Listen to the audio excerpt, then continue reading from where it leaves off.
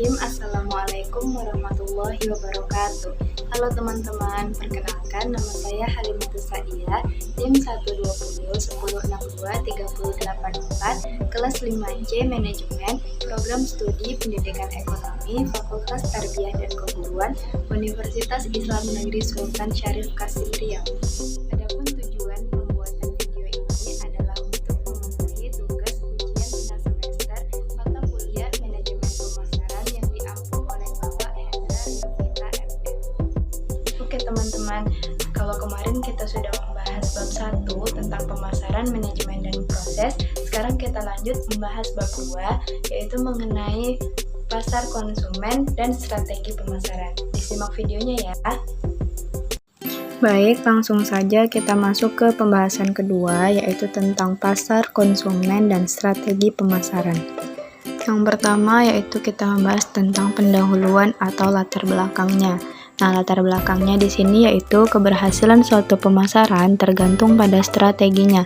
Jadi, untuk memasarkan jasa guru penting untuk mengetahui di mana pasarnya, siapa konsumennya, dan bagaimana strategi pemasaran jasanya.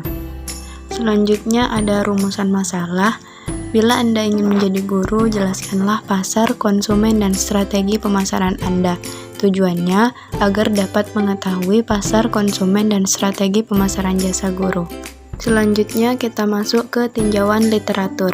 Sebelum kita masuk ke pembahasan, perlu kita ketahui tentang apa itu pasar. Pasar adalah tempat berkumpulnya pembeli aktual dan potensial yang memiliki kebutuhan dengan penjual yang berupaya memenuhi kebutuhan tersebut, di mana kedua belah pihak memiliki kemampuan dalam melakukan pertukaran dalam satu harga jual. Selanjutnya, yang kedua, perlu juga kita ketahui siapa yang dimaksud dengan konsumen.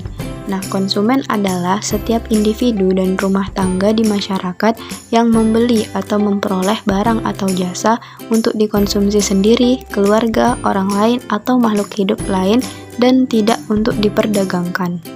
Kemudian, bagaimana strategi pemasaran produk?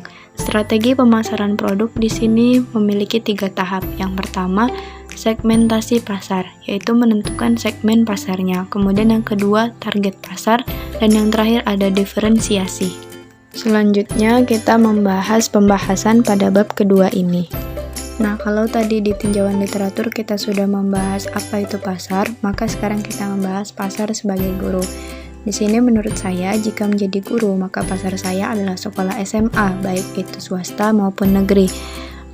Dan di sini guru berperan sebagai penjual, di mana yang dijual berupa layanan, bisa juga produknya berupa media pembelajaran yang unik dan kreatif, kemudian strategi pembelajaran yang menarik dalam menyampaikan materi kepada konsumennya atau muridnya. Dan tentunya di dalam pasar tersebut ada penjual sebagai guru tadi dan konsumen sebagai murid tadi yang saling memenuhi kebutuhannya satu sama lain antara guru dan siswa, yang mana mereka bisa saling menyatakan berbagai pendapat dalam pembelajaran agar pembelajaran dilakukan dengan baik dan lancar. Selanjutnya, konsumen pada pemasaran jasa guru. Jika saya menjadi guru, maka konsumen saya adalah para siswa atau peserta didik yang bersekolah di SMA. Kenapa tidak SMP atau SD? Karena bidang saya adalah mengajar ekonomi, dan pelajaran ekonomi biasanya ada di bangku SMA, bukan SMP ataupun SD. Kemudian, dalam memasarkan produk jasa guru, perlu adanya strategi pemasaran.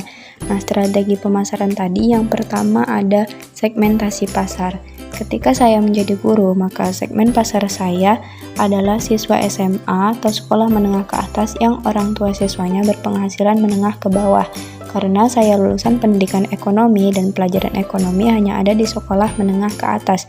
Dan juga saya orangnya suka berbaur dengan masyarakat, maka dari itu saya memilih untuk memilih siswa yang bersekolah di sekolah menengah ke bawah penghasilan orang tuanya. Kemudian strategi yang kedua ada target pasar.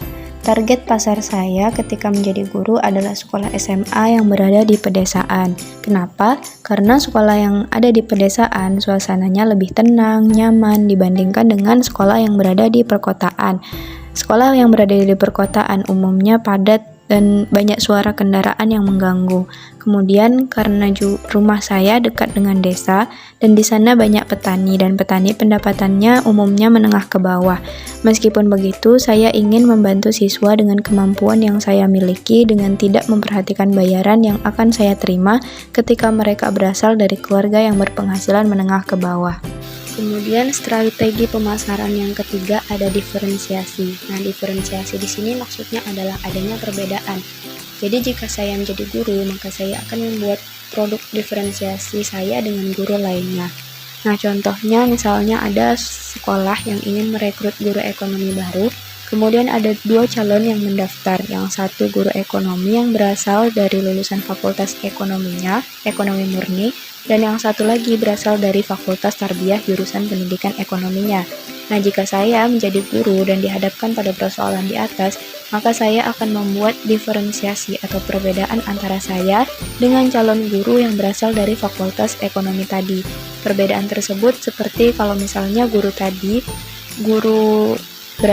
yang berasal dari fakultas ekonomi tadi lebih mahir atau lebih pandai dalam memahami ekonominya, maka saya akan membuat diferensiasi seperti saya bisa menggunakan media pembelajaran yang unik dan kreatif, kemudian bisa menerapkan strategi pembelajaran, karena jika menjadi guru saja hanya pandai menguasai materi saja tidak cukup untuk menjadi guru, tetapi penguasaan dalam manajemen kelas itu juga penting dalam mencapai keberhasilan proses pembelajaran. Nah, selanjutnya kita masuk ke bagian penutup. Yang pertama, kesimpulan.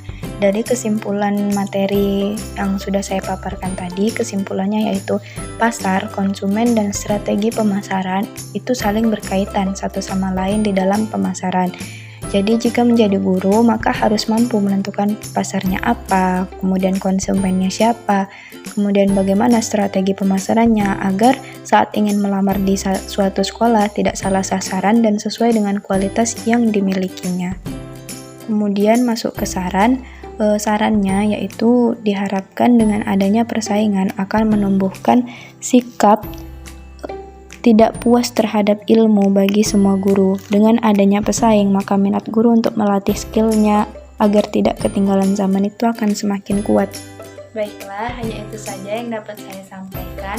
Semoga materi yang saya sampaikan bermanfaat untuk kita semua, terutama kita semua sebagai calon guru. Saya akhiri, wabillahi taufiq wal hidayah. Wassalamualaikum warahmatullahi wabarakatuh.